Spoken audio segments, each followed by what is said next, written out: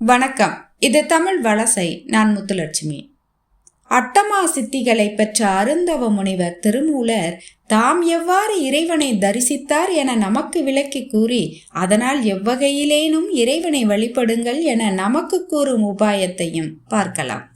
அப்பனை, நந்தியை, ஆரா அமுதினை, ஒப்பு இலி வள்ளலை, ஊழி முதல்வனை எப்பரிசு ஆயினும் ஏத்துமின் ஏத்தினால் அப்பரிசு ஈசன் அருள் பெறலாமே.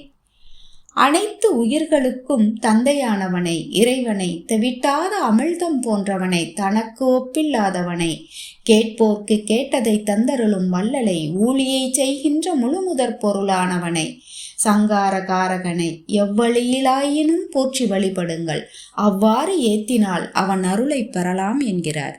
மூர்த்தங்கள் அல்லது தனக்குள்ளே உணரும் யோக நிலையிலோ எவ்வகையிலேனும் இறைவனை வழிபட்டால் ஈசன் அருளை பெறலாம் என நமக்கு உபாயம் கூறுகிறார் திருமூலர் இப்பாடலில். நானும் நின்று ஏத்துவேன் நாள்தோறும் நந்தியை, தானும் நின்றான் தளல்தான் ஒக்கும் மேனியன், வானில் நின்று ஆர்மதி போல் உடல் உள் உவந்து ஊனில் நின்று அங்கே உயிர்க்கின்றவாறே. நான் எவ்வாறு வழிபடுவேன் என்றால் என தன்னுடைய அனுபவத்தை பகிர்கிறார் இப்பாடலில். நான் நாள்தோறும் சலனமற்று எண்ண அலைகளை ஒழித்து நிலையாய் நின்று இறைவனை வழிபடுவேன். அதனால் செந்தழல் போல் தீவண்ண திருமேனி கொண்டவனாய் இறைவனும் என்னுள் வெளிப்பட்டு நின்றான்.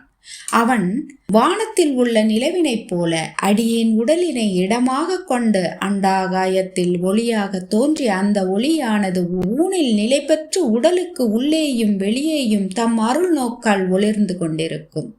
இவ்வாறு காட்சி தந்தருளிய கடவுள் ஞான அறிவையும் அருள்வான் தமக்கு என்று தாம் எவ்வாறு இறைவனை தரிசிப்பேன் என விளக்குகிறார் திருமூலர் இப்பாடலில். நாமும் இறை சக்தியை உணர நம் வழியில் முயற்சிப்போம்.